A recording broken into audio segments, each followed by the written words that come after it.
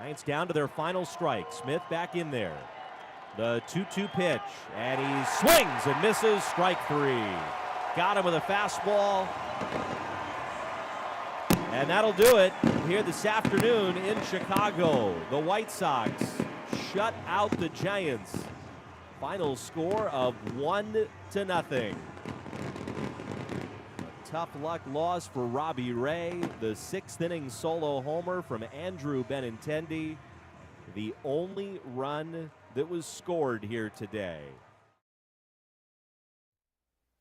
Welcome into an extra inning postgame show on a Saturday afternoon as the Giants have fallen 1-0 to the Chicago White Sox in Chicago in the second game of a 3-game series. The Giants have been shut out 1-0 4 different times this year. The first one was in April 8th, 1-0 against Cincinnati. It happened again on May 31st in Miami, 1-0. Robbie Ray got the loss. It happened June 2nd, 1-0 against San Diego in 10 innings. Walker got the loss. And today on June 28th, it happened again to Robbie Ray, 1-0. 2 times Robbie Ray has been shut out 1-0 against the opposition. And it's got to be bugging him because he's been pitching extremely well. And now, you start thinking about what mistake he made. Well, he really didn't have good breaking balls today until the middle part of the game. He went 6 innings. He primarily went with the fastball. He threw 101 pitches, 61 fastballs. He got it up to 95, 96.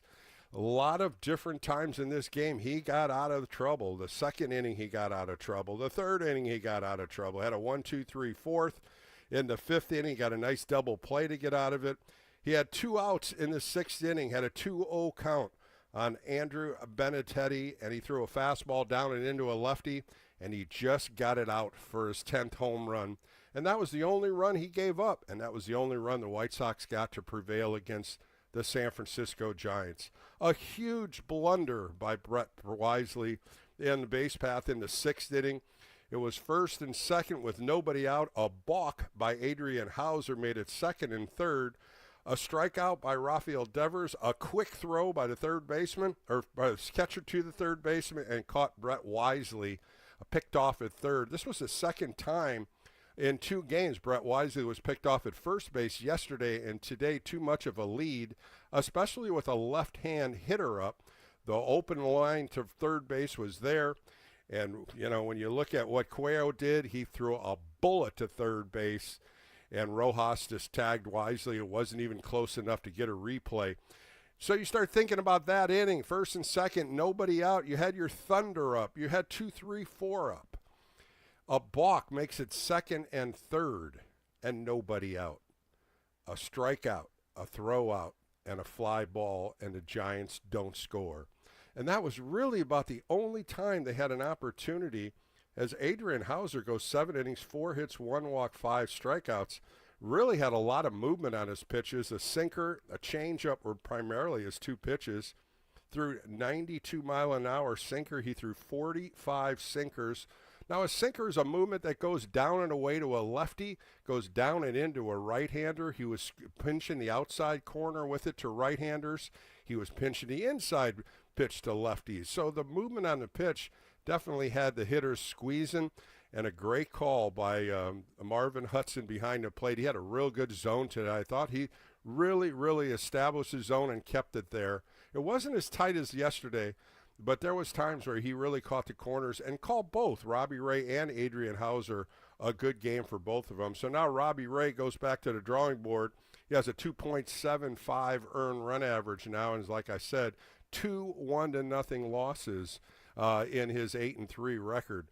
Giants just couldn't get anything going, and Rafael Devers just had a struggle day at the plate today. 2 ground balls a second and 2 punch-outs. They ended up bringing Grant Taylor in, and he was throwing bullets. He was at a 100, a 101. He's got 2 saves, and, this is a guy that they're looking at. This is a guy that could be their closer down the road. 2 innings, no hits, no walks, 2 strikeouts, 31 pitches, 23 for strikes. The Giants hitters just could not get anything going today.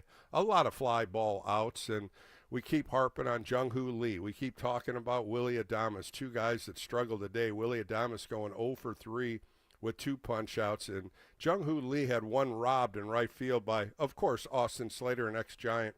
That happened in the second inning. Austin Slater went back to right field and really pulled it over the fence and caught it. 3 fly balls once again for Jung-Hoo Lee. The offense sputtered. When you look at what happened, Christopher Koss had 2 hits. Yastrzemski had 1. And Brett Wisely had 1. That was it. 4 hits on the game today. So now the Giants fall to 45-38. The Dodgers are losing in Kansas City. The Padres are winning, and the Diamondbacks were winning going into the 9th inning. So you don't lose ground with the Dodgers losing. But this was a game that you could have won with some better opportunities at the plate. Not enough adjustments to what Hauser was throwing on the sinker and the changeup, and they end up winning 1-0. My name's Bill Lasky. This is the Extra Inning Post-Game Show, 415-808-KNBR. If you want to get on the phone lines, got a good show today as I bring in Max Venable. Max Venable played with me in the early 80s. Of course, he's the father of Will Venable, the manager of the Chicago White Sox. We'll talk to Max about his son and about Max's career. And then Ray Durham, who played 8 years with the Chicago White Sox before he came over to the San Francisco Giants, had a tremendous career. I mean, numbers that you don't even remember, and I had to look them up. And when I got him, I was very, very impressed with the career Ray Durham had. So we'll talk to both of them later in the show. Let's take a quick break, come back with more, 415-808-KNBR. Let's talk about this game, what you like, what you didn't like. I know you didn't like the loss like I did, but we'll talk about it as we continue on the Sports Leader.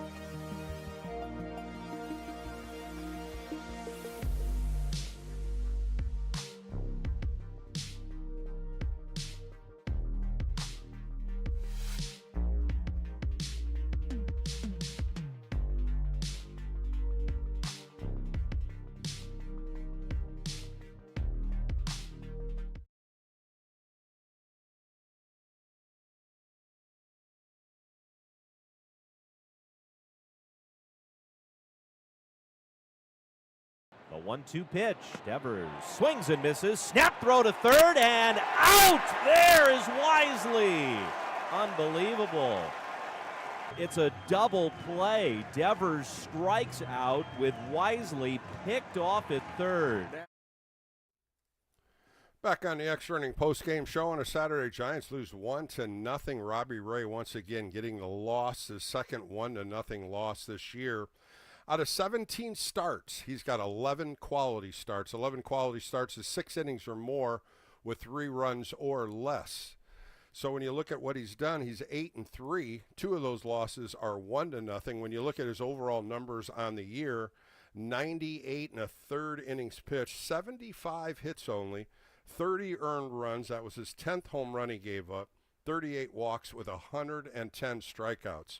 A 2.75 earned run average. Really dialed in.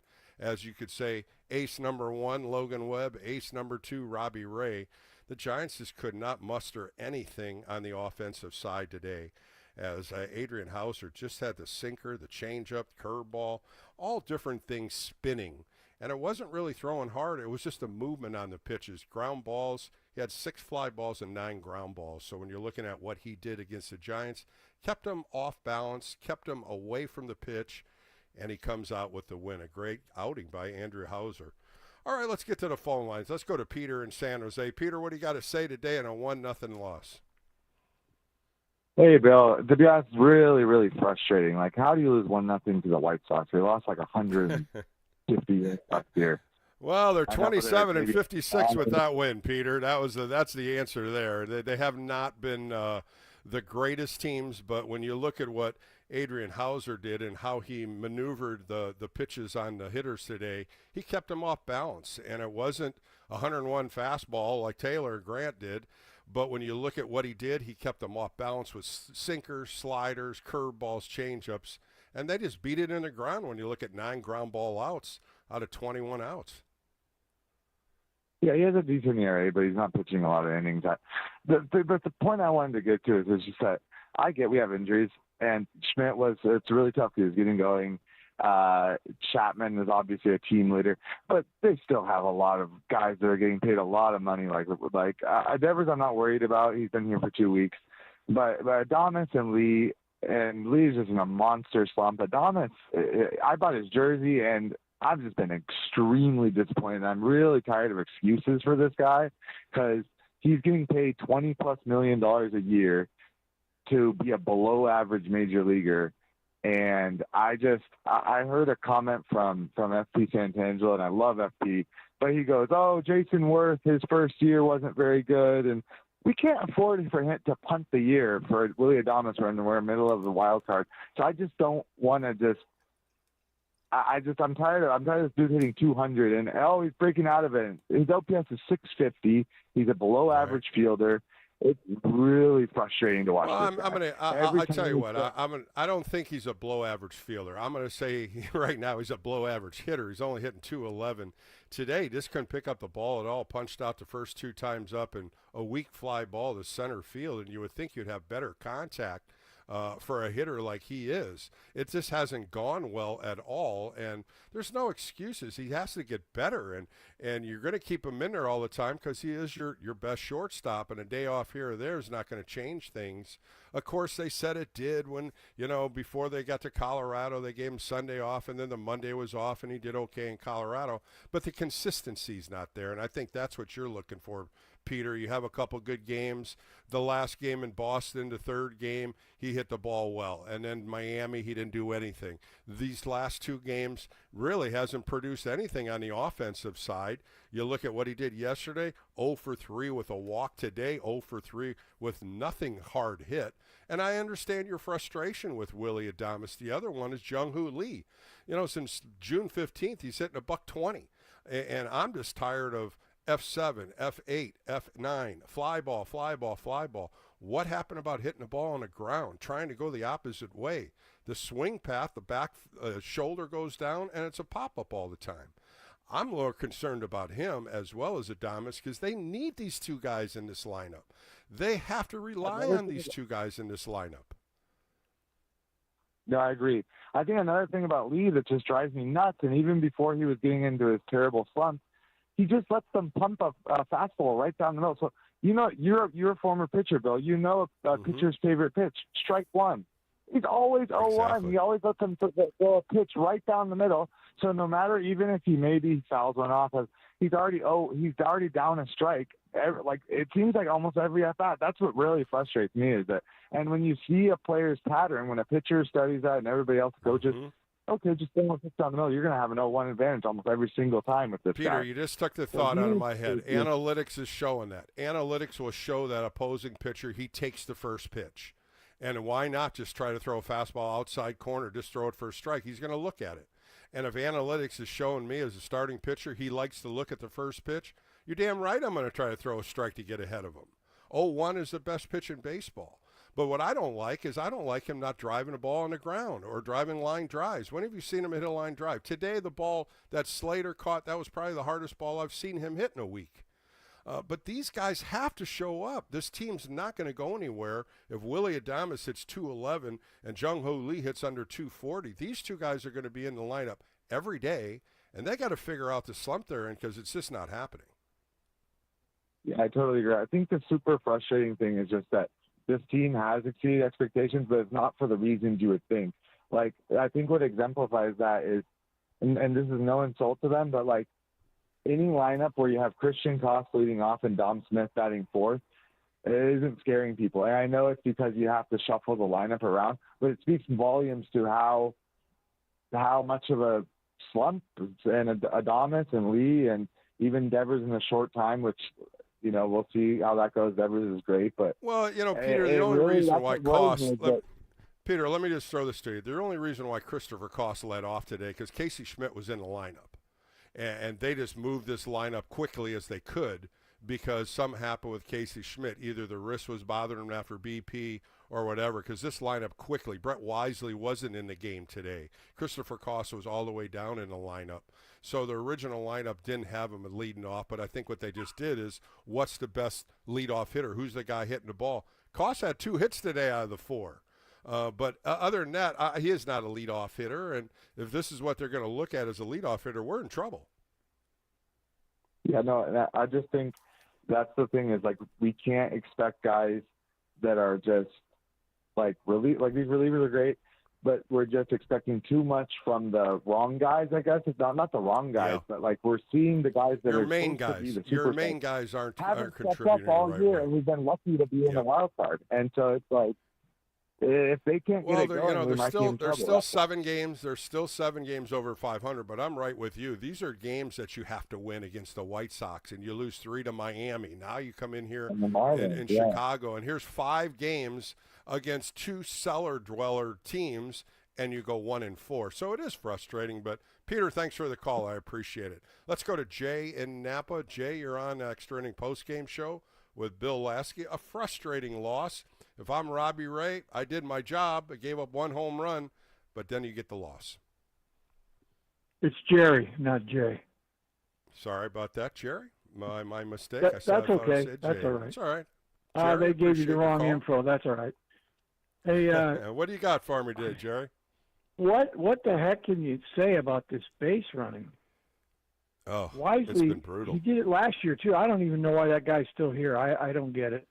But I guess because they don't have a middle infielder. Right that's now. the guy. Plus, he's on the roster. That's the other thing. He's on the roster. So this is the move they made, thinking that the left-hand hitter second base, you could flip-flop him with Christopher Koss. But Tyler Fitzgerald gets sent to AAA, and he was really the main guy playing second base. Now you got a couple of retreads trying to make it into big leagues.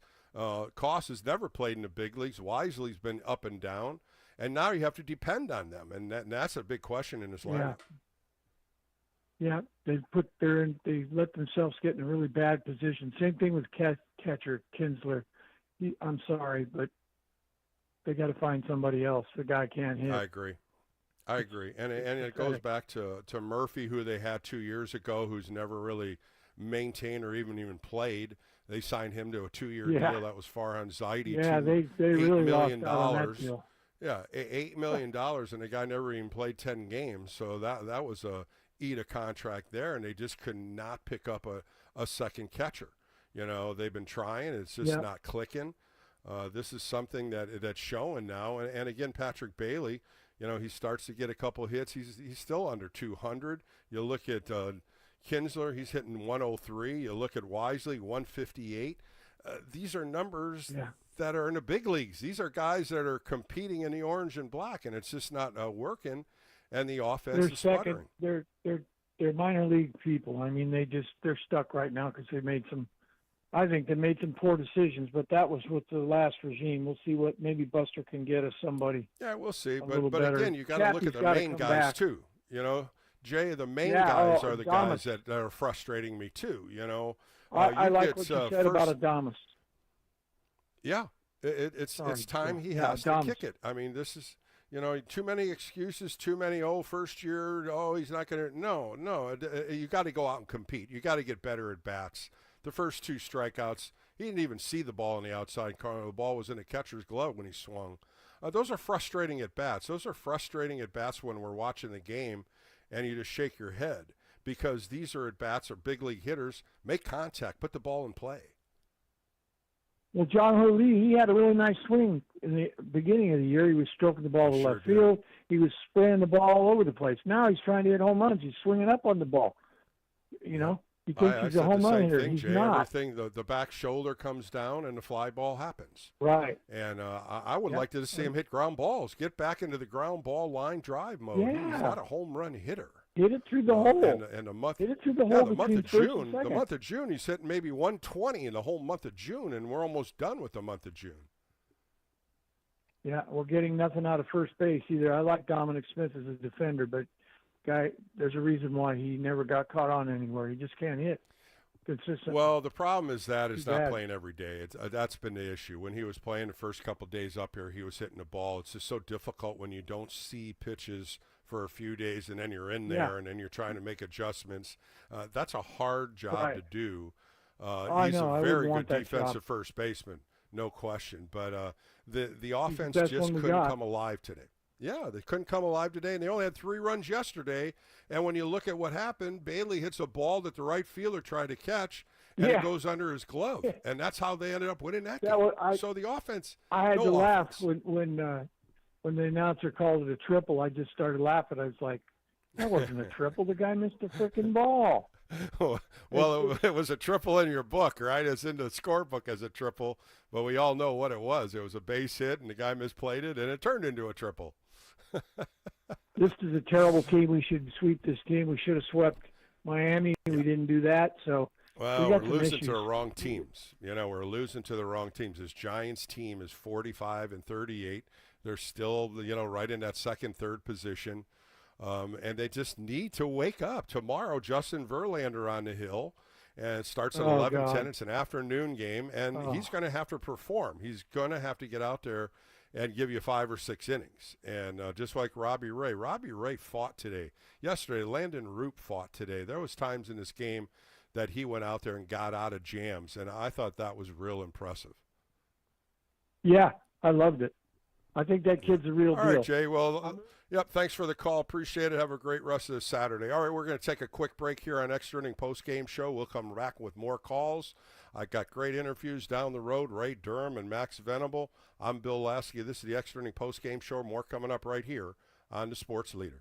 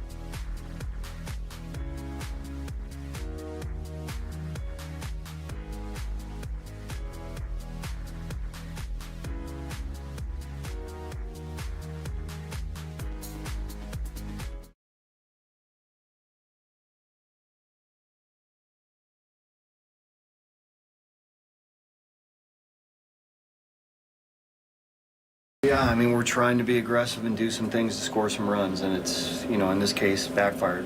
So we've got to keep working to take that kind of pressure off ourselves offensively. We've got to be able to score more runs than we've been doing and put more pressure on the starting pitcher, whether it's early in the game, whether it's in the middle of the game. Granted, he had good stuff. He had a really good sinker, was down in the zone, balls on the ground, but we have to be able to put more pressure on because every opportunity that comes and something goes wrong, it's just magnified, and it comes down to a lack of offense. Back on the Extra Inning post-game show with Bill Lasky, Bob Melvin, talking about a sputtering offense the San Francisco Giants are in right now as they lose 1-0, only giving up. They only have 4 hits today, 4 hits against the Chicago White Sox, 2 by Christian Koss, 1 by Mike Yastrzemski, and 1 by Brett Wisely. The opportunity that he was talking about came in the 6th inning when Wisely got a base hit, Koss got a base hit. It was 1st and 2nd, and a balk was done on Adrian Hauser, which made it 2nd and 3rd and nobody out. Rafael Devers swings and strikes out. A throw from the catcher to third base catches Wisely at third base, and all of a sudden it turns into a double play, a fly ball by Elliot Ramos, and the inning is over. So you go from 2nd and 3rd with nobody out to not scoring, and I think that was the big blunder of today's game. All right, let's get back to the phone lines. Let's go out to Berkeley and talk to Ben. Ben, you're on with Extra Inning post-game show with Bill Lasky. A tough loss in Chicago today. That is the toughest loss of the year, I think, without a doubt. And you're right, and so is Bob Melvin. The offense is in big trouble. The Giants signed Adames to a 7-year, $182 million contract, full no-trade clause, and a $22 million signing bonus. His bat speed is in decline. So when you try to and so is his body, the joints, as you can tell, he's getting stiff. He wears a compression on his throwing arm. Who does that? He's getting stiff. He's getting older. We have him till he's 35. He's not going anywhere. And in my opinion, he needs to go down to the minors. Just shut it down. They're not going to do that. Obviously, Ben. It's not. They can't go. Huh? You can't put him in the minors. What they're doing is he's got to keep running out there. That's why they keep running him out there. And you look at him; he's got 301 at bats already. 301. He's only got 64 hits. Now today, add 3 more in there. 304. 64 hits and 304 at bats. That's not making it as a big time shortstop, especially a bat that the Giants thought were going to be a huge plus in this lineup. It just has not worked out. No, and neither Devers we have for enough. We're on the hook for him for $300 million. So nobody got us a first baseman. When everybody saw Lamont Wade is starting at first base, everybody I think that I knew was like, what is going on? Like what? So in my opinion, this all falls on Buster Posey. He signed Willie Adames. He took on the $300 million for Devers. He didn't get a first baseman. And you know what? He should not be the president of baseball operations. That is Oh, clear. come on now, Ben. He Ben, should I'm going to not stop you be right there. No, Ben, I'm going to disagree with you there. They're 45-38. They're 7 games over 500, Ben. This team is in 38-45. Buster Posey has made this team better. The move for Devers was impeccable. They needed a big-time hitter. He's a 280 lifetime hitter. He's 28 years old. Yes, the money's there, but the contract is suitable. And I'm going to disagree with you, Ben. The Willie Adames thing, yeah, it's puzzling. But you know what? When you get a guy like Rafael Devers, one of the top 10 hitters in Major League Baseball, I'm not going to sign with that. I'm sorry, Ben. Let's go to Bert in Hawaii. Bert, you're on the Extra Inning Postgame Show. A tough loss, Bert. Just couldn't get some key hits today. Yeah, Bill. What a game! I mean, amazing. Yeah, tough loss. Well, you know, Bert, yesterday they only had 6 hits, Bert. I mean, they're just not hitting the ball. And you heard Bob Melvin, it is starting to frustrate him too. And you know, when you look at the base running blunders, and he talked about it, you start magnifying the blunders instead of looking at the hitting. And that's what's making this a problem. Getting picked off, trying to grab an extra base, trying to go from first to third and get picked off, or a throw from the outfield. It didn't happen tonight, but it's just some of the base running blunders they're having. It shouldn't be this way at the big league level. Yeah, and agreed. Even yesterday, we were happy with yesterday's win, but realistically, the White Sox had the bases loaded, 2 innings, and Roop got out of it, and the game could have been much different yesterday. We could have had another loss yesterday as well. So, you know, we kind of got today fooled too. by that. You know, today Robbie Ray got out of the 3rd inning when he had first and second and nobody out, and Slater hit that little dribbler out in front.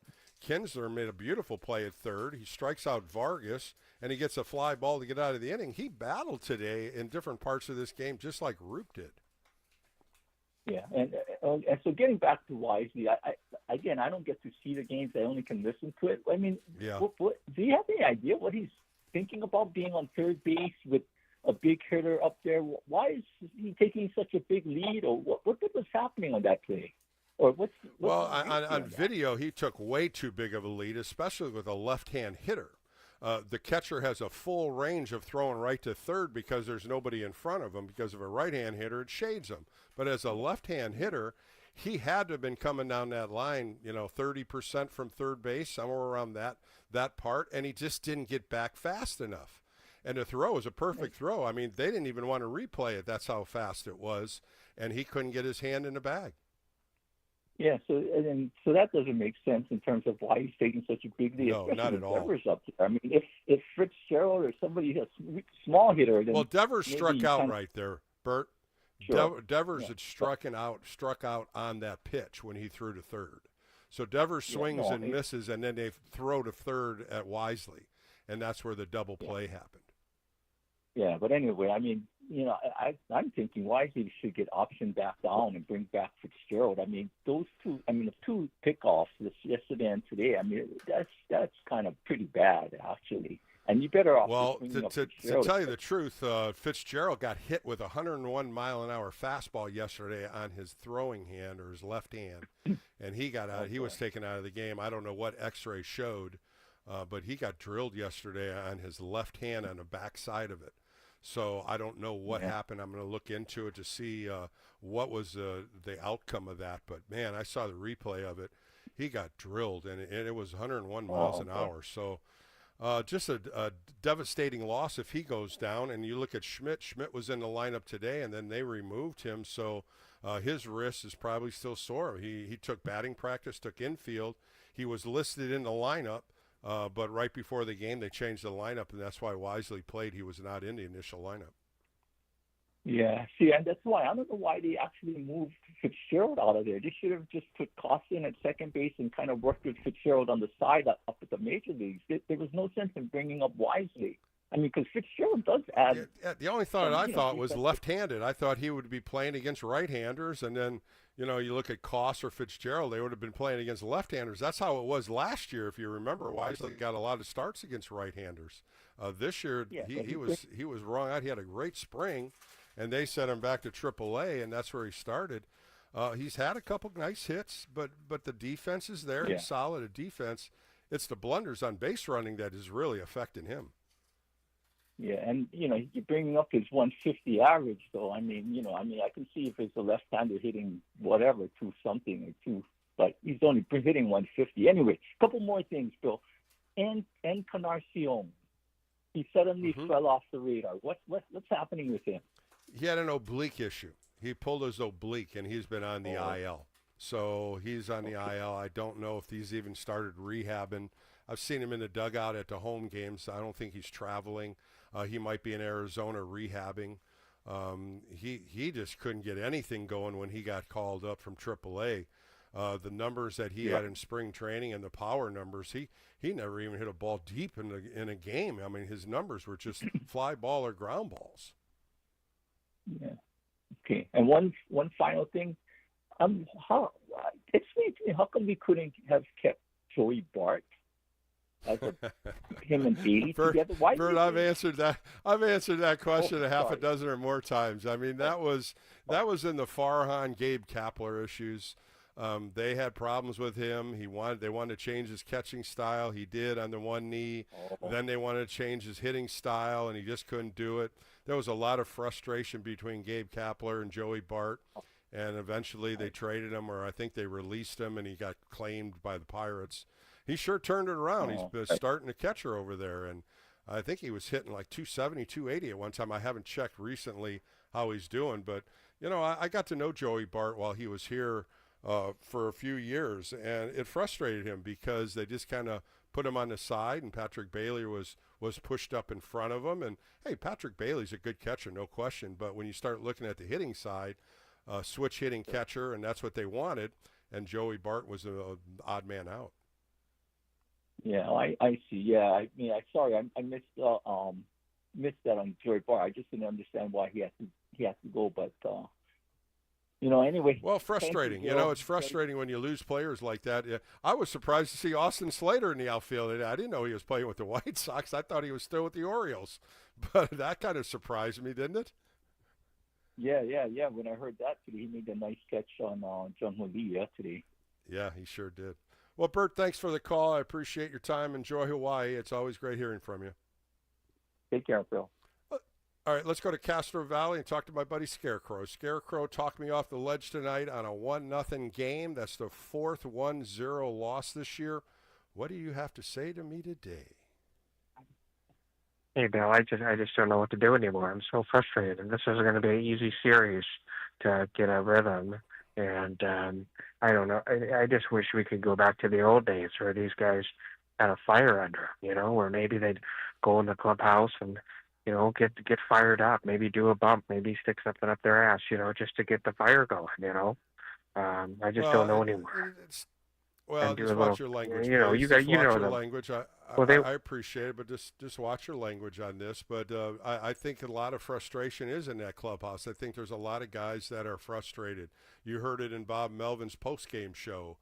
He was talking about, things magnified from a guy getting picked off at third base. That's they magnify that as one of the big parts of this loss, but they're not magnifying the at-bats that we're seeing when you're looking at Devers 0 for 4, Ramos 0 for 3, Smith 0 for 4, Adames 0 for 3. That's 2, 3, 4 hitters, and they're 0 for 14. So those things have to change. Those are your key hitters, and you even had the key hitters up in the ninth inning where you had Devers, Ramos, and Smith, and two of them punch out, and Ramos hits a weak ground ball to second base. So it's frustrating 1 through 9. It's frustrating to lose a team like the White Sox, but you also have to look at Adrian Hauser and Grant Taylor, who really threw the ball well for him. These are pitchers that you should be able to beat, but on the other end, they're pretty good pitchers too. But Bill, my anger is just magnified. You know me, but this right now is just unacceptable. Yeah, I agree with you, but there's nothing we can do about it. There's still 7 games over 500, so we'll see what happens, but I appreciate the call today. All right, we're going to take a quick break and come back with more on the Extra Inning Postgame Show. Coming up, I sat down with Max Venable, the father of Will Venable, and, of course, Ray Durham, who will play with the White Sox as well with the Giants. That's coming up in a few whiles. We're going to get some more phone calls going in and talk a little bit more about the Giants right here on the Extra Inning Postgame Show on the Sports Leader.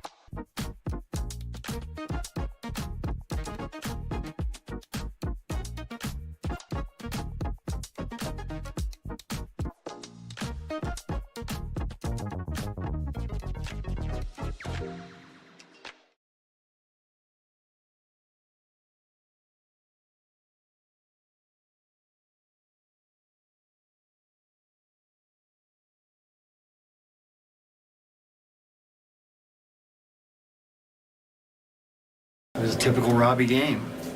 You know, it's one slider to a lefty. You don't see him give up too many home runs to left-handed hitters, but I believe it was a breaking ball and just, you know, but that shouldn't beat you when you pitch like that.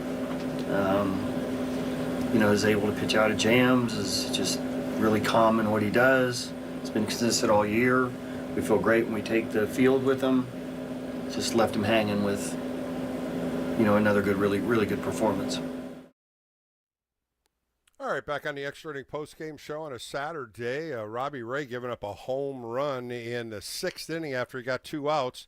It was a fastball down and in. It was not a breaking ball. 2-0 fastball. He tried to go in, and he got it down, and Benintendi hit it out, and that was it. That was the only run of the game. The White Sox out-hit the Giants. 1 run, 7 hits. The Giants only had 4 hits, 2 by Koss, 1 by Yastrzemski, and 1 by Wisely. So they're right back at it tomorrow. It's a day game. First pitch right here at 11:10 a.m. Justin Verlander on the hill for the Giants. He's 0-5 with a 4.5 earned run average. He needs a win. He needs to push himself. He last 2 outings since he came off the IL, he threw against Cleveland, 4 2/3 innings, 7 hits, 3 earned runs. Against Miami, 5 innings, 5 hits, 3 earned runs. So the tide is now on Justin Verlander to go out and be that stopper. And he's going up against Jonathan Cannon, a 24-year-old right-hander. In 12 games, he's 2-7 with a 4.6 earned run average. So another right-hander. The White Sox are going to go out there for the rubber match. And then the Giants travel to Arizona, and they play 4 games in Arizona Monday through Thursday of next week. And then they go and play in Sacramento to the Athletics for a Friday, Saturday, Sunday, all night games up in the weekend when we go to July 4th weekend. All right, let's get back to the phone lines. Let's go to San Lorenzo and talk to Mark. Mark, you're on the Extra Inning Postgame Show with Bill Lasky. A disappointing loss, but tomorrow turn the page and let's see what Justin Verlander can do. Well, it's always a pleasure. I'm just contemplating here, listening to you talk to different callers and analyzing the game. I appreciate always your knowledge because you're the inside man, right? We're just a bunch of backseat drivers calling in here and giving our 2 cents. But well, I try, I try to explain it, Mark. You know, Mark, I try to explain it from how I see it as a baseball player, as a pitcher, watching so many thousands of games, and you try to analyze the pluses and the minuses, but it really comes down to this offense. If this offense can score 3 runs, 4 runs, 5 runs, it's so difficult to watch this team go out there and compete. And I feel so bad for Robbie Ray and Logan Webb, because these guys could easily have 10 wins by now. And here Robbie Ray's 8-3, and 2 of those losses were 1-0 losses. And that frustrates me as a pitcher when I'm looking at these guys going out there and battling. Just like what Landon Roop did yesterday. There's some innings you go out there, tie your shoe a little tighter, you put the buckle on your belt a little tighter, and you go after it. And these guys both did, and they both deserved to win, even though Robbie Ray lost 1-0. Absolutely. I went to the Pleasanton Fair yesterday. It was a beautiful afternoon and Friday afternoon. I took the family, and we saw the rodeo, and I just think of an analogy. You can have the most prettiest horse, the fastest horse, but if you can't catch that calf and rope it, it doesn't do you any good. And so you can have the best ball players. I mean, remember how excited we were about Divas? You were jumping over the moon. But Bill, back in the day, when you guys would hit a slump, somebody would turn over the sandwich table, right? They'd blow the place up to get people to wake their fellow ball players up, because somebody needs to wake this team up. You got some thoroughbreds on this team that aren't pulling their weight, and it's very frustrating to watch that. These guys have to pull it together. I mean, you got an all-Latin crew. These guys love being around each other, right? They're speaking their language. They're high-fiving each other. But, fellas, you need to bring that enthusiasm out on the field and produce, because Robbie Ray deserves to be an all-star. He deserves to be an all-star, and the guy's 8-3. Oh, yeah. You look at that starting rotation, Mark. You look at Logan Webb. You look at Robbie Ray. They're ace 1 and ace 2. They've gone out and performed every time. When you look at Robbie Ray, 17 starts, 11 of them is quality starts, 6 innings or more, 3 runs or less. What more can you get out of this guy? This guy coming off of Tommy John having his first full year, throwing 95, 96. He really didn't have good secondary pitches today, but then he got into the game a little bit more, used his changeup a little bit more, used the curveball a little bit more. But he was primarily fastball today, 61 fastballs out of 101, grunting every time and, trying to throw a high elevated fastball. He had 4 strikeouts with fastballs out of the 6.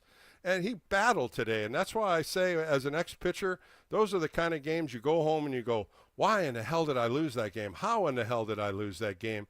And he only gave up really one mistake, and that's frustrating. But think about it, Bill. One run, and my guys can't get me 1 run, and they had 2 runs, but the guy missed home plate. So they didn't get 2 runs. They got 1 run today. But the thing is this, Bill. The thing is this. Somebody has got, Devers came over. Somebody's got to light their fire and get them going, because this is going to continue until they turn it around, because hitting is fundamental. Just like you said, I see these guys. I see Willie Adames. We've been talking about Willie all year. He's swinging for the fences every time he comes up there. Just try to put one down the line or up the middle. The biggest thing, Mark, when I'm looking at Willie Adames' swing path, and you know what I'm talking about, and I see Jung-Hoo Lee's swing path. Watch how their bat comes through the zone. Watch where the head of the bat comes under the ball. That's Jung-Hoo Lee every time. His back shoulder falls and the bat goes up under the ball, and he elevates the ball instead of hitting it down where he can hit a ground ball or hit it through the hole or go to shoot the other way. This is what I'm frustrated on. Both Adames and Lee aren't really going the opposite way, and that's a big strength in both these guys. It's a very good point, Bill. So if you got a tablet, you got 10 tablets sitting in that dugout, how come nobody's picking that up? And these guys aren't correcting that error. That's what they're not doing right there. They're telling them, they're showing it. They do a lot of pregame. They do a lot of evaluation. I know Pat Burrow. I know Damon Minor. These guys are working their tails off. They're watching video. They're trying to correct everything. It's up to the player to make those adjustments. That's what bothers me when they say, fire this guy, fire that guy. You have no idea. Fans just don't have any idea how much time and work these guys do. And they don't shut off when they go home. They'll be watching film in their hotel room. That's how engaged they are. Same thing with J.P. Martinez and Garvin Alston. These guys are engaged in coaching. I love this coaching staff. It's just this offense needs to gel, and they need to get out of this. And how they're going to do it, we don't know. But something's going to happen. And hopefully when Matt Chapman comes back, that gives him a little boost. But, Mark, thanks for the call today. I appreciate your time. Let's go to San Jose and talk to Dennis. Dennis, you're on the Extra Inning post-game show. A disappointing loss today. They're 1-1 on a road trip, 10-game road trip. They got 8 left. What'd you see today? Well, Bill, what I see is this. The one we're playing right now is we're not going to make the playoffs if we keep doing what we're doing. We're losing to teams like White Sox, Miami, games like that. We should have won 5 of those games. You know, that's what we should do. And our trades, and they're 1-4. I'm not going to blame Posey on the trades. Listen, Adames, he's supposed to hit 30 home runs this year and 280 that he thought probably. And the defense, I mean, the other guy from Boston, he should be hitting 40 home runs this year. He hits it every other year. That's the way he hits, and he's not doing it. And that's Rafael Devers, Dennis. Rafael Devers. Hold on, Dennis. Hold on. Rafael Devers, what I'm understanding is the swing path is there, but he's striking out so many times today. He punched out twice. And it's not the fastball he's missing, it's the off-speed stuff that he's missing. He grounded out to second base twice and punched out twice. And you see him going the opposite way. Today he didn't, and they had him going against changeup. They threw 3 changeups at him in the 6th inning to punch him out. And again, a curveball in the 9th inning, and he laid out on that. So they are pitching him to his weaknesses, which are breaking balls and off-speed. They're not challenging him too much with fastballs. Yeah, and something else too. I remember when 2010, the Giants were like 5 or 6 out by about a month and a half to go in the play in the regular season, and they came back and won the World Series. And if we're going to play like we're playing, we're going to have to do just that because we're way back. Well, we got the second half. We got the second half, Dennis. We're not falling off the ledge yet. They're still 7 games over 500. They're still in that second, third position in the National League West. It's just these games that frustrate us when you could go into Chicago thinking you would need to win 3 games, and you could with a team like that. You get Miami to come in town after you beat Boston 2 out of 3, and you lose all 3 games. These are the frustrating losses I think Giants fans and callers today are. They're frustrated because these are the teams you should beat, you can beat, and then you lose to them. Hey, Bill, let me ask you, how many games are we out of first place?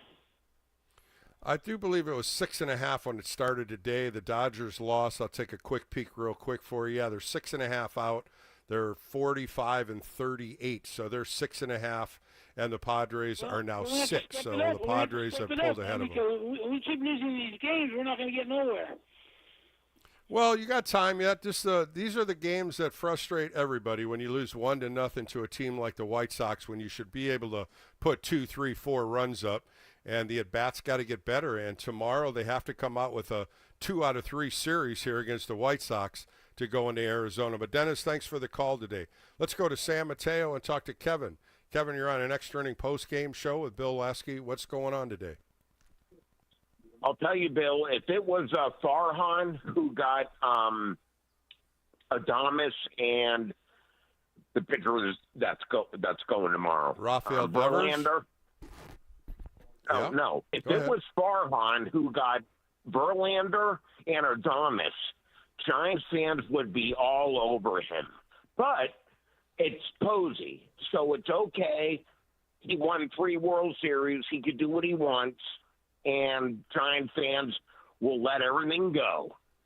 So let me ask you this, Kevin. What shortstop was out there that you could have gotten for this team?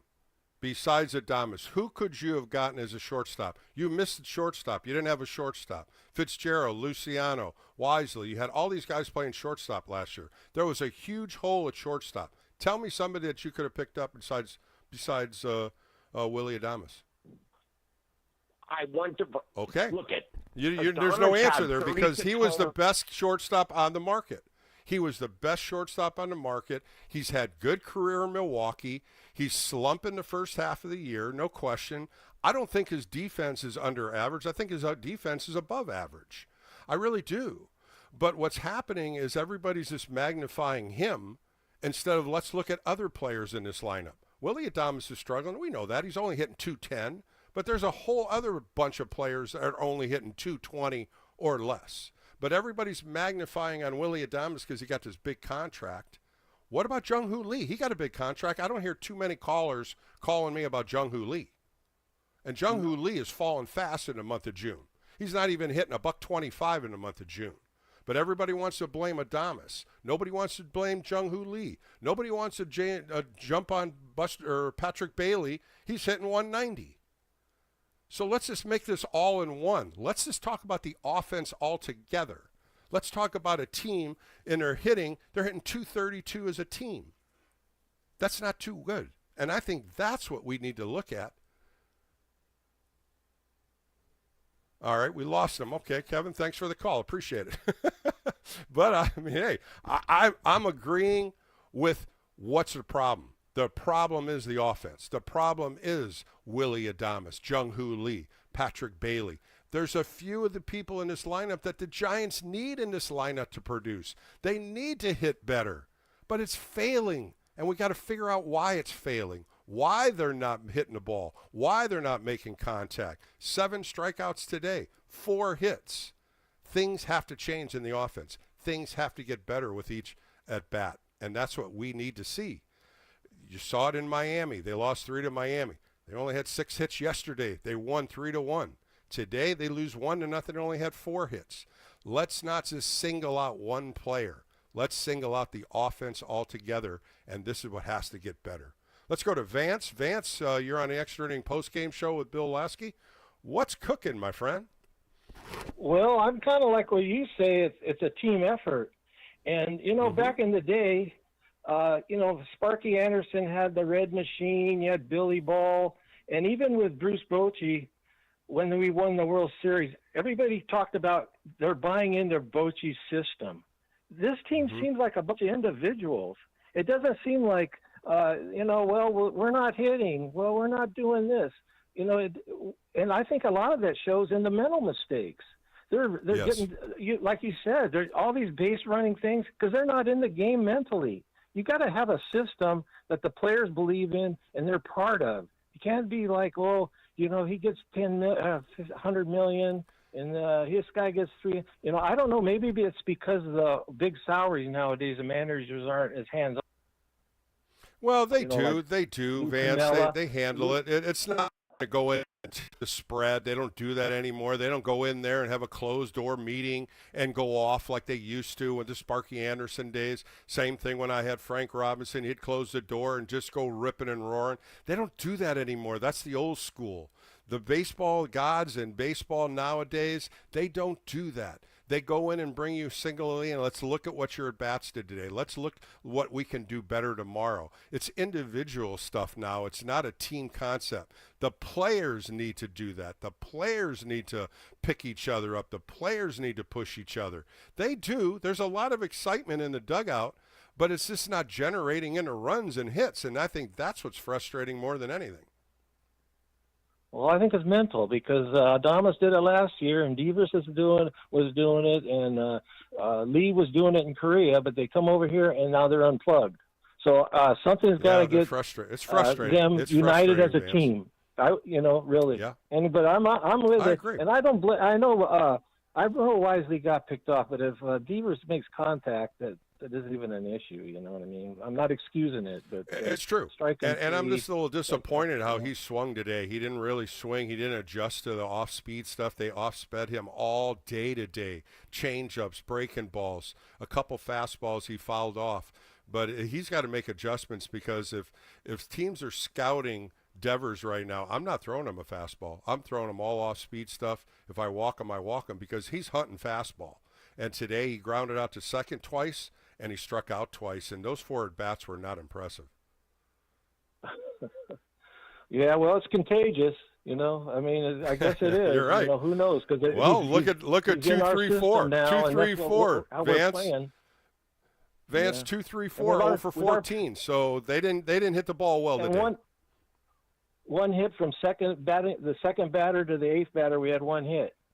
And, you know, I mean, it's just, and, you know, with our pitching, we should be 10, 15 games over. You know, I mean, we've lost at least 5 to 7 Yeah. more wins, no question. And Yeah. you know, look at Robbie Ray, and he's got 3 losses, and 2 of them are 1-0 losses. One down in Miami, and then today, and a guy that's out there pitching his tail off, and he goes 6 innings, 4 hits, 2 walks, 6 strikeouts, and 1 pitch to Benintendi, a fastball down and in, and he just squared up on it and just made it out. Yaz almost caught that ball, but then you look on the other side, Jung-Hoo Lee hit one, and Austin Slater caught it. So good and bad on both sides. But Vance, thanks for the call today. I appreciate it. Let's go to Berkeley and talk to Andrea. Andrea, you're on Extra Inning post-game show on a Saturday night. What's going on, Andrea? Yeah, hi. How are you, Bill?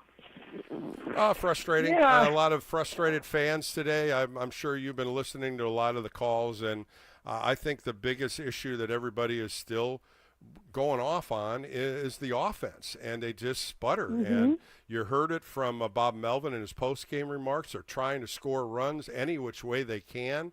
The key hits aren't there. Runners in scoring position are mounting, even though they only had 0 for 2 today. They just couldn't get anybody on base, and they couldn't get them over in scoring position. And they end up losing 1-0 on a very well-pitched game by the White Sox. But on the other side, you would have thought the Giants could have at least got 1 or 2 to win this game. Right. I mean, Robbie Ray definitely deserved a better fate. You talked about his stats a little while ago, and, you know, that was another quality start, and he's being very gracious about it in the post-game interview. He actually said, well, usually, you know, if I give up one singular home run, I don't lose the game.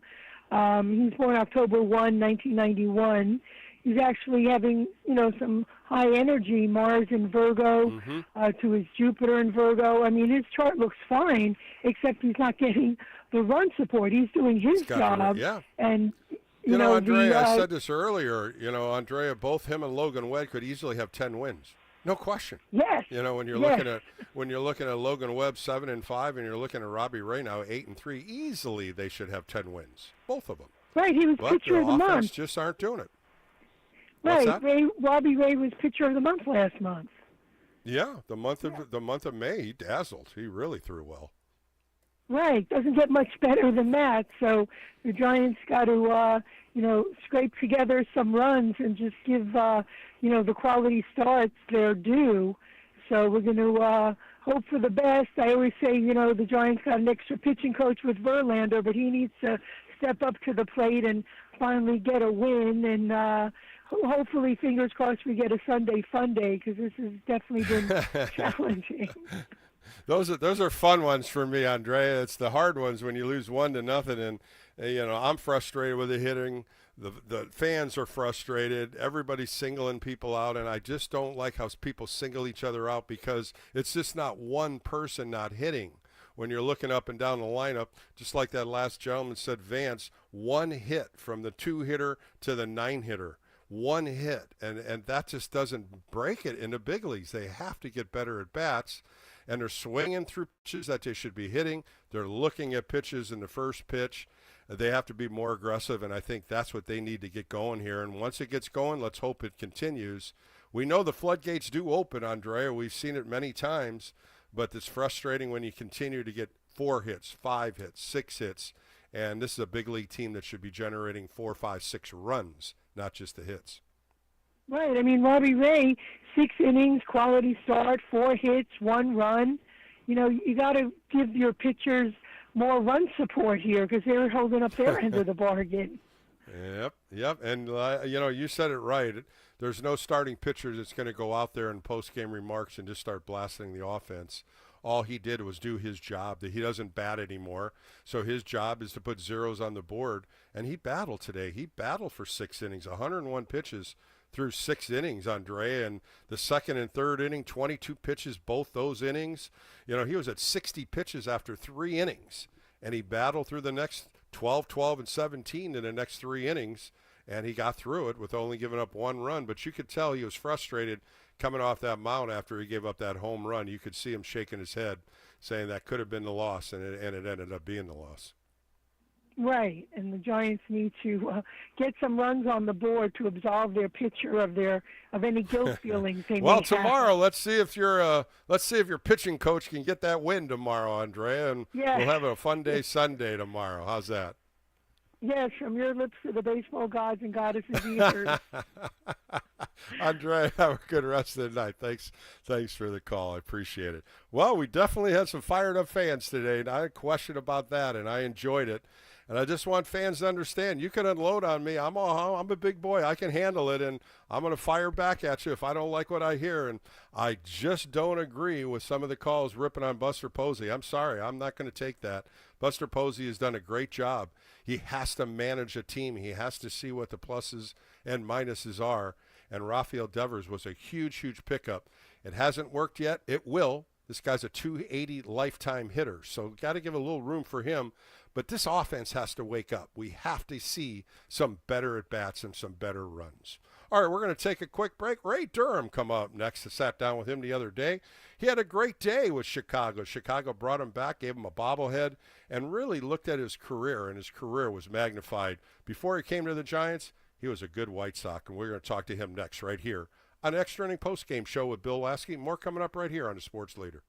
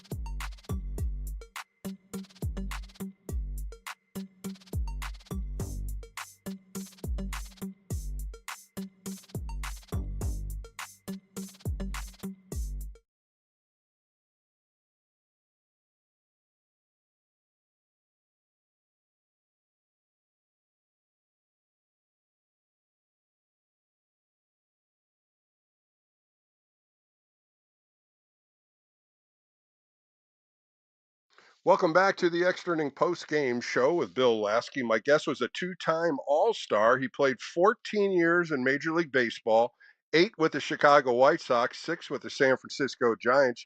You will know his name because he had a great career with the Giants as well as the White Sox. Let's welcome in Ray Durham. Ray, how are you today? I'm all right. How about yourself? I'm doing great. Thanks for joining me. And I saw this the other day where the Chicago White Sox brought you in on June 10th, 2025 to Rate Field in Chicago and kind of gave you a day of glory. They gave you a bobblehead. They made you throw out the first pitch.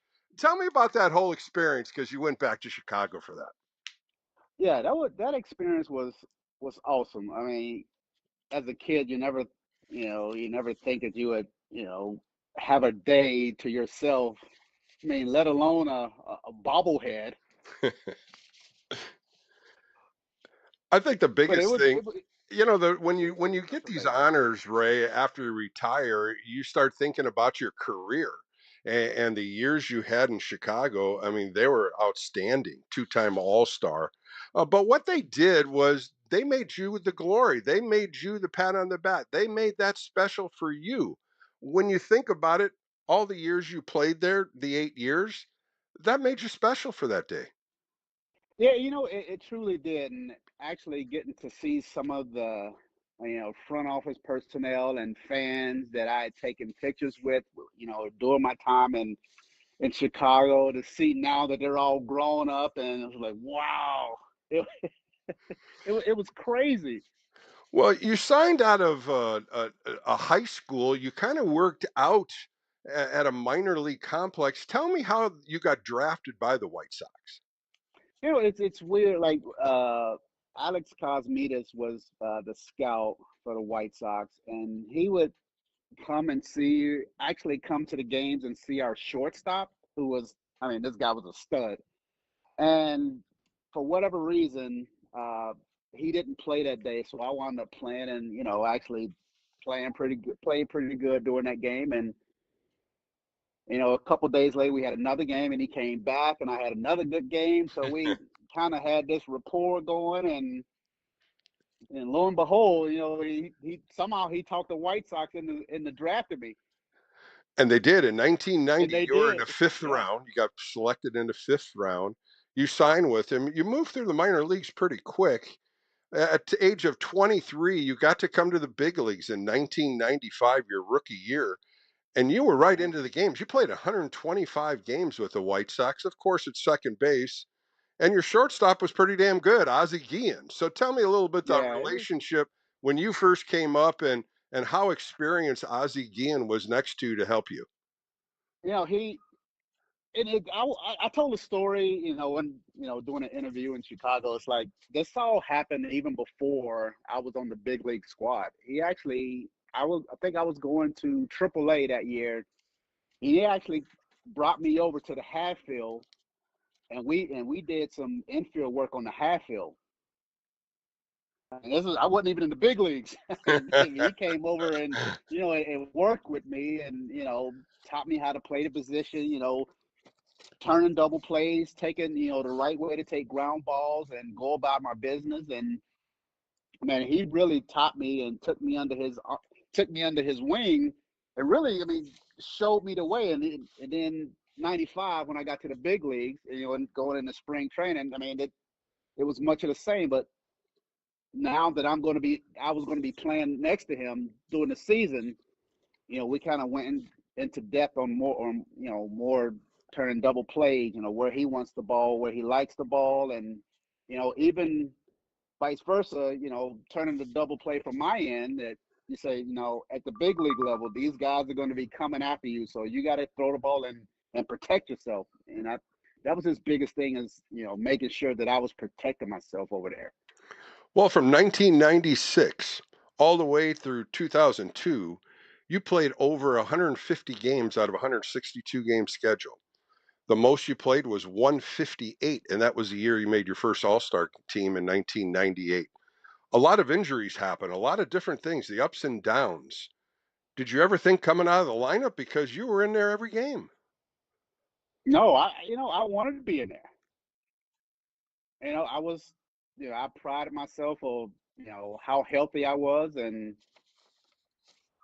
you know being in the lineup, because I guess when you're in the lineup and you're I was weird. I guess I was weird. Like if I struggled, I wanted to be in the lineup to get myself out of it.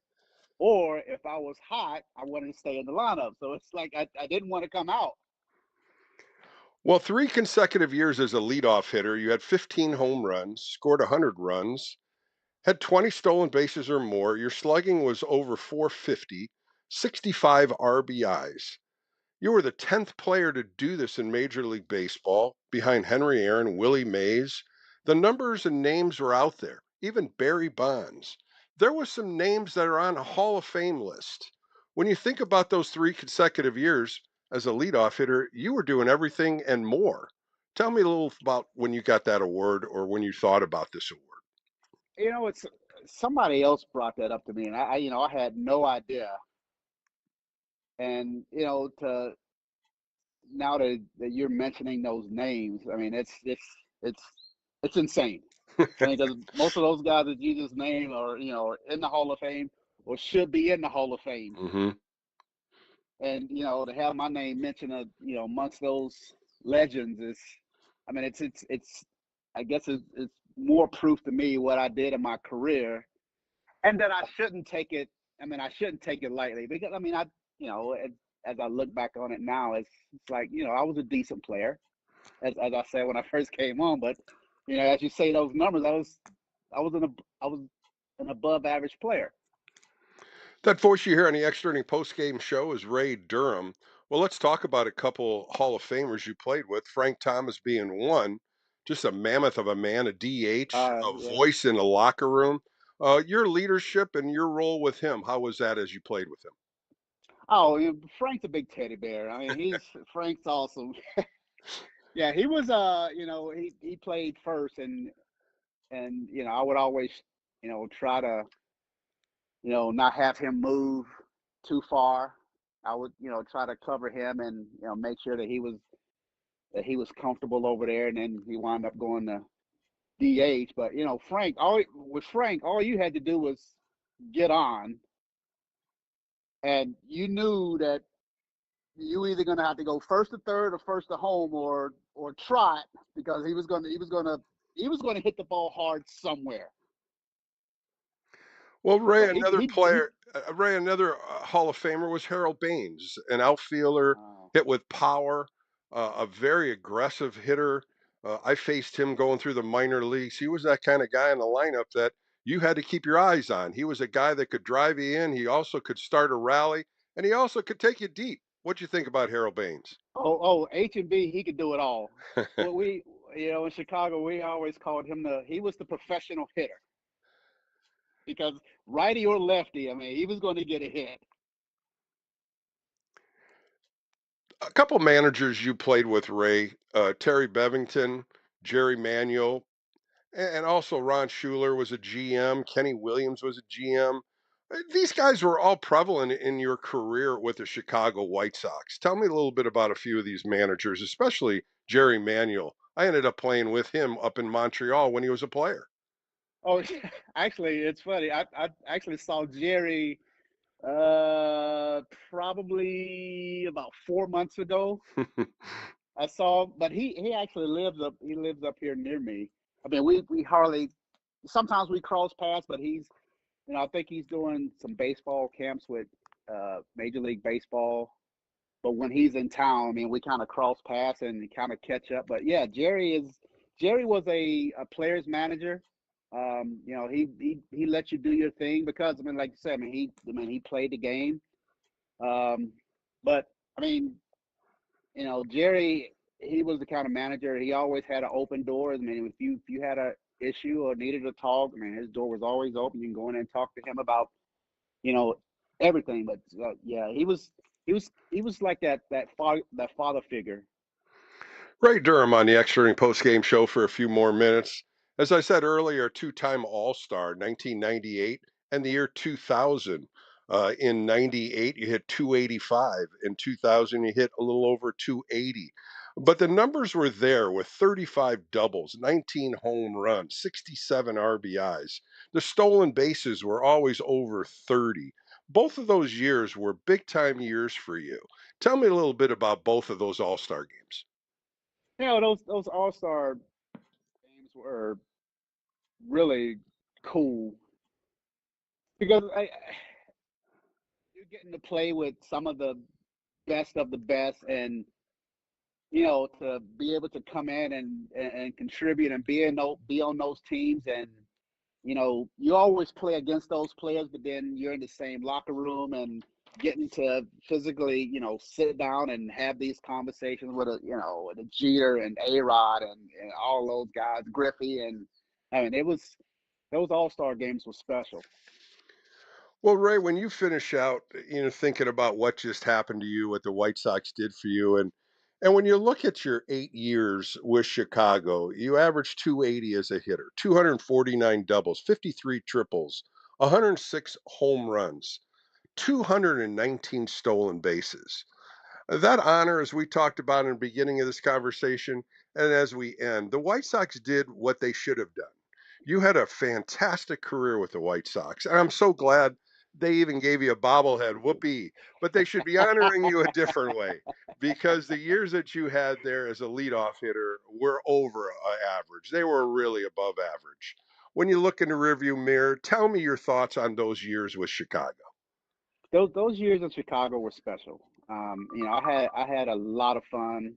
The relationships that were built on some of the. I mean, I still talk to a bunch of those White Sox guys, and you can't do what I did without the help of course, of others. Somebody had to be on base. Somebody had to protect me in the lineup. I mean, a lot of different things goes into players, having the success that players have. Well, Ray, you played 6 years with the San Francisco Giants, and you had great years here wearing the orange and black. But when I dove into your White Sox numbers, my eyes were open. This was fantastic part of your career.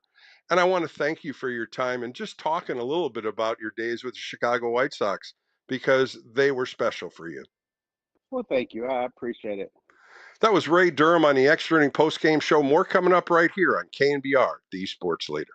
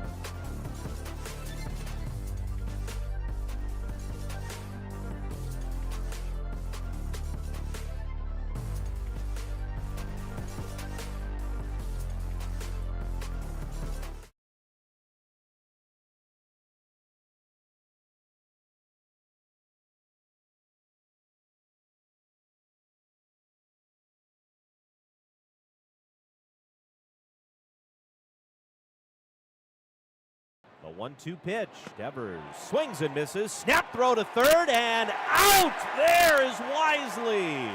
Unbelievable. It's a double play. Devers strikes out with Wisely picked off at third.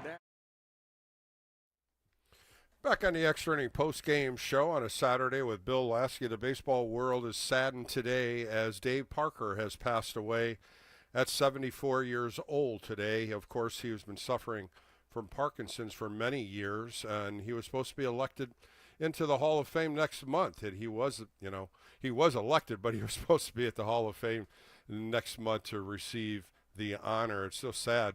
I had Dave Parker on the show several times and doing interviews, and I pitched against him. He was a mammoth man at the plate, and it was good that I saw that he was elected into the Hall of Fame. He definitely had the numbers and a player that was really, really top of the line back in the 80s. But a sad day today as Dave Parker, at 74 years old, passed away.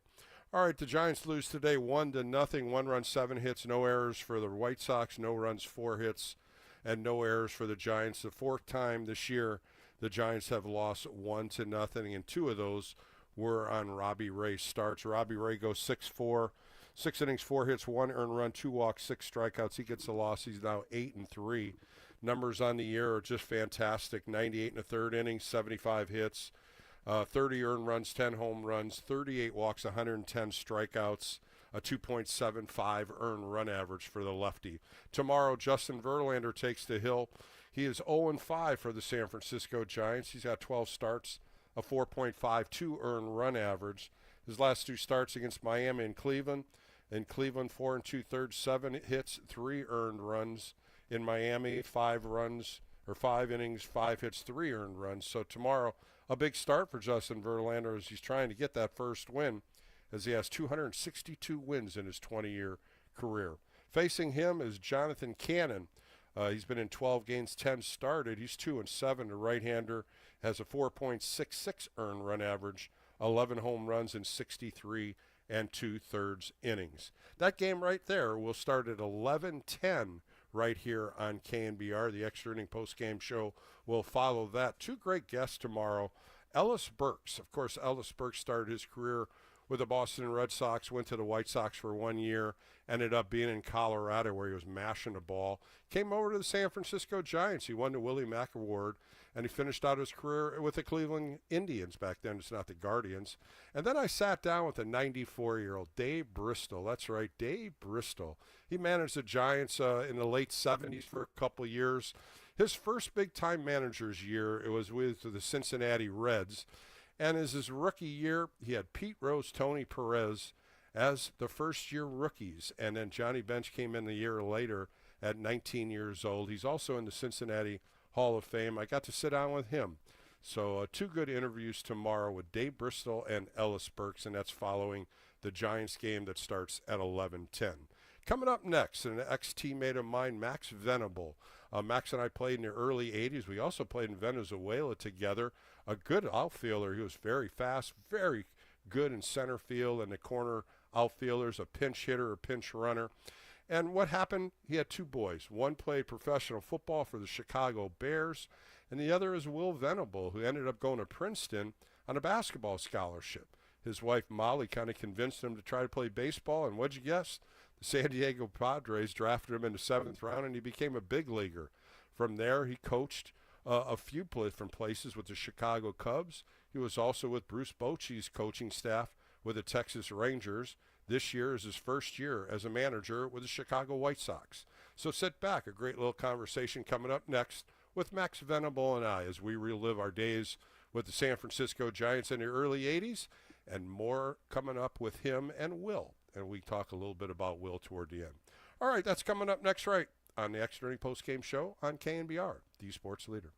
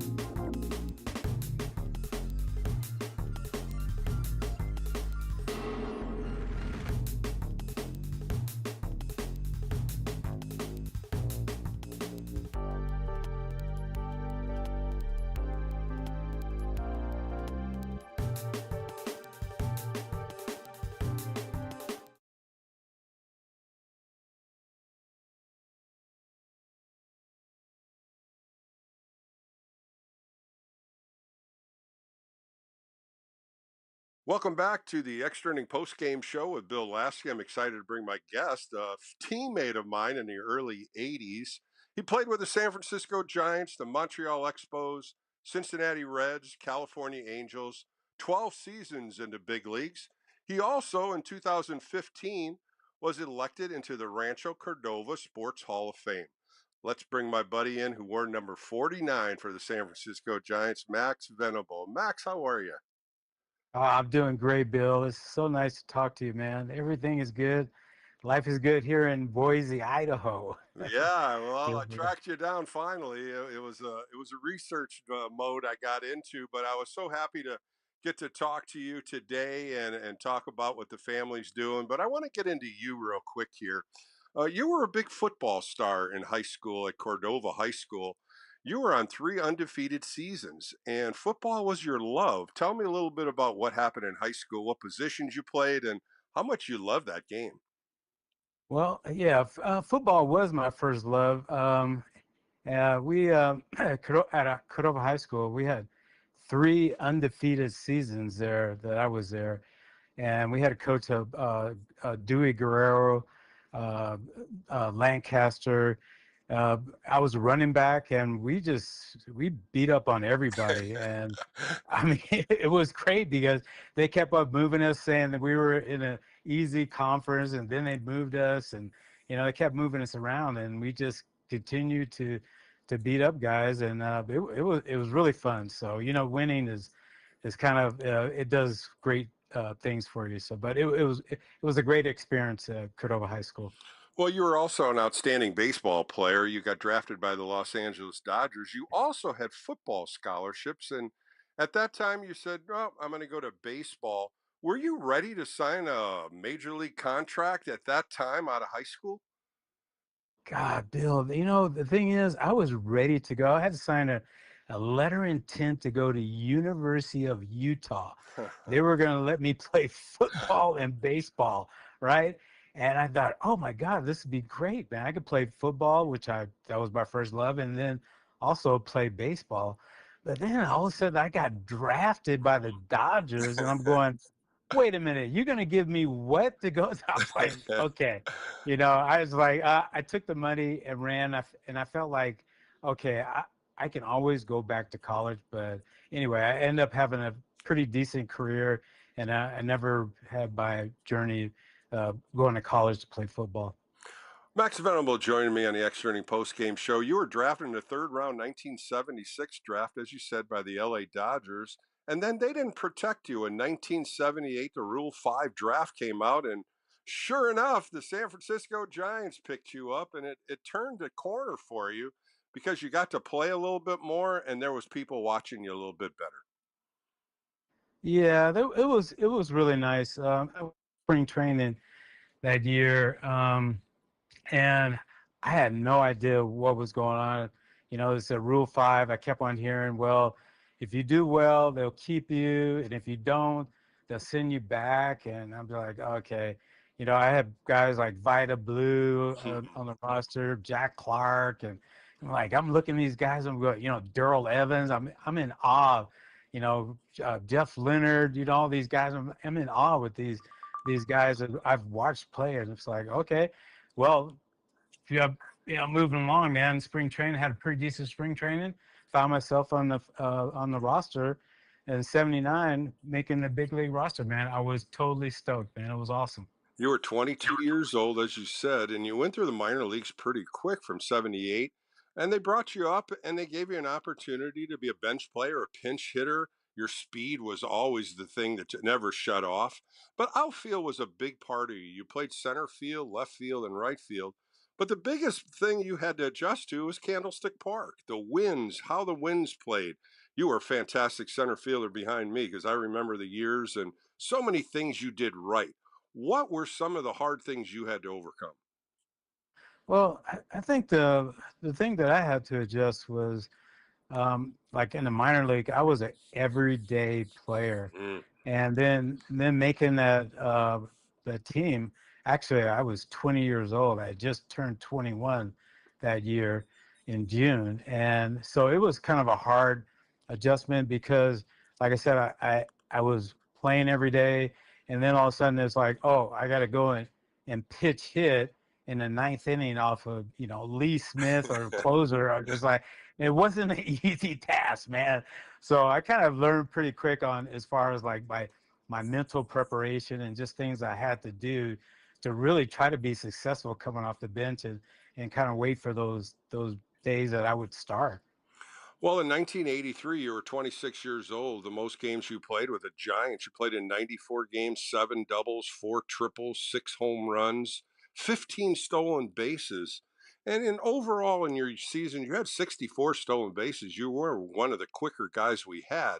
But that was a year you played a lot. And those were the times when you were playing center field most of the time. Remember that year, and what was clicking that year for you?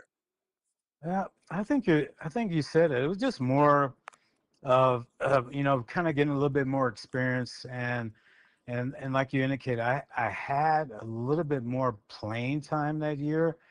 Well, that really helped as far as like timing, because coming off the bench, like I said, it's just a hard task. Your timing's not off, and if it's late innings, taking in pitches, especially pitch hitting in Candlestick after, the ninth inning, eighth and ninth inning. I mean, you've been sitting on the bench for that long, and it's cold, and like I said, when you're facing like the top-notch guys coming out of the bullpen, it was just really tough. So I think I had a lot to do with my mental approach. I had to make an adjustment there. And then again, like I said, just the playing time really kind of helped out to keep that timing going. That voice here on the Extra Inning Postgame Show is my teammate, Max Venable, in the early 80s. And I kept talking about defense. 12 years in Major League Baseball, you only made 13 errors, a .985% fielding percentage. What were some of the things that you did to improve your outfield skills? Yeah, Bill, I think what I've always said, even my kids, and I learned from my mom, is all about hard work. I just felt like, you just really had to work on your skill set. And I was one of those guys that I just felt like, I was a football guy coming up, and baseball, it wasn't really my sport. So I really had to put in a lot of effort and a lot of extra work on, breaks and, because I was playing left field, I played center field, played right field. So it was a lot of work that I put in. And I took pride in my defense, because I felt like I wasn't playing. So I felt like if I could play defense, that'd kind of keep me around. And like you indicated earlier, I had pretty good speed, man. I could run. So with those things there, and a little bit of a bat, here and there, it kind of kept me around for a while, moving team to team. But hey, you got to do what you got to do. And I think it's just good work, good hard work ethics kind of, it got me where I was in baseball. Well, Max, there was 2 pitchers that you hit the hell out of. Juan King Andahar, 10 for 26, 2 doubles. You hit 385 off them. And a pitcher that ended up coming over to the Giants, Mike Lacoste. You were 9 for 24 off of him, 370.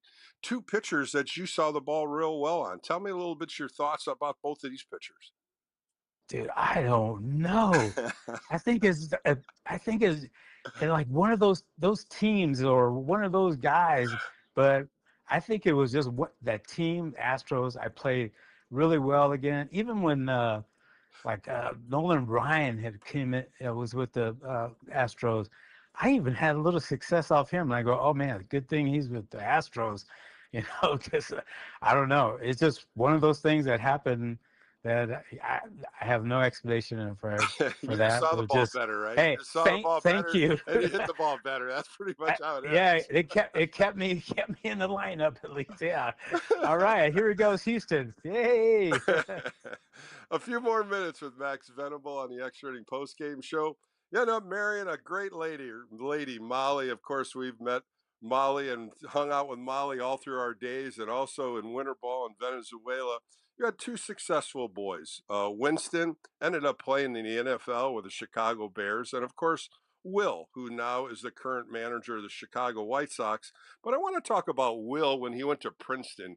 He went there for a basketball scholarship. And what I read was he wanted to play baseball, But your wife strongly suggested, why don't you play a little bit? Why don't you go out and participate? And he did, and it turned out pretty well for him. Yeah, that was yeah, Molly stayed on that. She just felt like basketball. You know, obviously it was his first love, but she was always felt like just kind of creating a few more avenues. So she said, William, just don't give up. You never know, you know, because basketball, she just felt like, you know, she's seeing all these really tall guys are really successful. And, you know, here's William, like 6'3", you know, good athlete. And it's like, oh, well, baseball, just, you know, just don't let that go. And sure enough, man, you know, he played, had a pretty good career, and now managing for the Chicago White Sox, man. Yeah, he So was at Princeton. He ended up being all Ivy first team honors. He got drafted by the San Diego Padres, 7th round in 2005, made it to the big leagues in 2008, had a very successful career, got into coaching, and he's coached with the Cubs. He coached with Bruce Bochy at the Rangers, but he took a next step. And this is something, Max, that he always talked about you. He always talked about his dad, Max, always being there for him, successfully showing him the way. And I thought those were some great remarks he made as he took on the Chicago White Sox manager's job. How do you feel about it, him doing it, and how do you look at him now?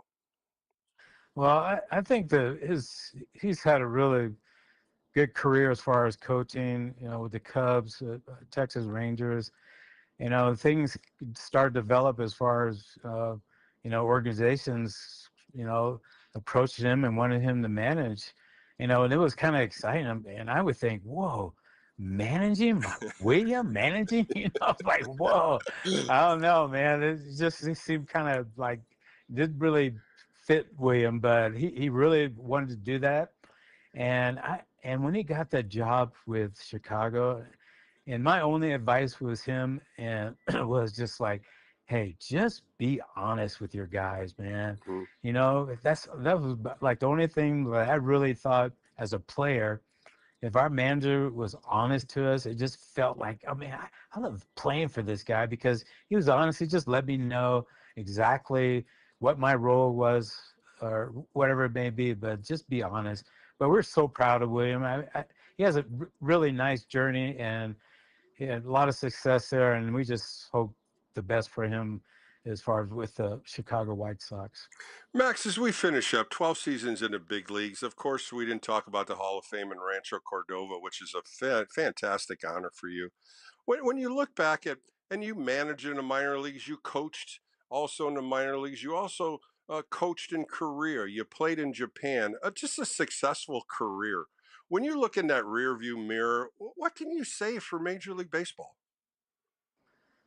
Well, I feel like baseball has been great for me, my journey, because I felt like, first of all, it's a great sport. I've met so many good people as yourself as a player with the Giants, and I think that just kind of got me, you know, different cultures, Japan, Korea, Venezuela, Dominican. I just feel like that baseball world was just really great for me personally and for my family. I wouldn't trade it in for the world, man. It was just great. Very, very special sport. Like I said, just meet a lot of different people on the way, and it's been just phenomenal. Max, it was a great time to catch up, and I really appreciate your time today. And have fun in Chicago when you're going to see Will manage against the San Francisco Giants this weekend. Oh, yeah. Thanks a lot, Bill. I appreciate that, man. That was Max Venable on the Extra Inning Postgame Show. More coming up right here on KNBR, the sports leader.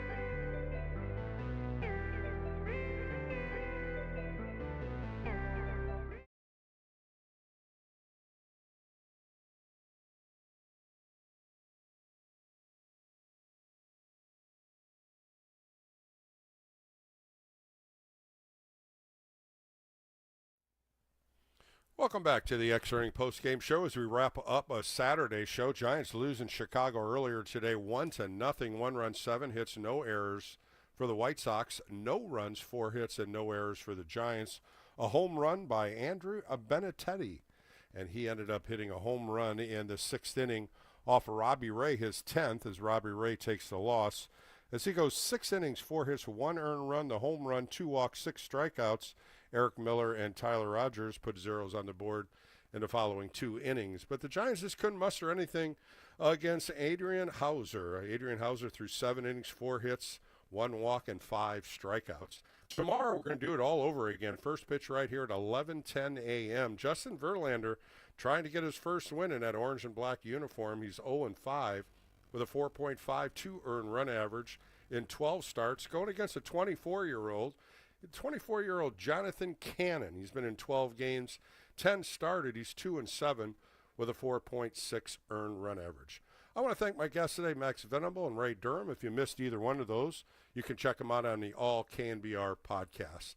I want to thank my producer today, Kyle Haar and Ryan, for picking up all the calls. And thank you, Giants fans, for an exciting phone calls today. A lot of people upset about the offense. We're going to see if they can change that tomorrow and try to win the series against the Chicago White Sox. For Bill Lasky, be safe, be well. We're going to do it all over again tomorrow, the extra inning post-game show following the 3rd game. Ellis Burks and Dave Bristol will be my guest. Have a great rest of the night. Hopefully things will change tomorrow and the Giants will get a win. More coming up right here on KNBR, the Sports Leader.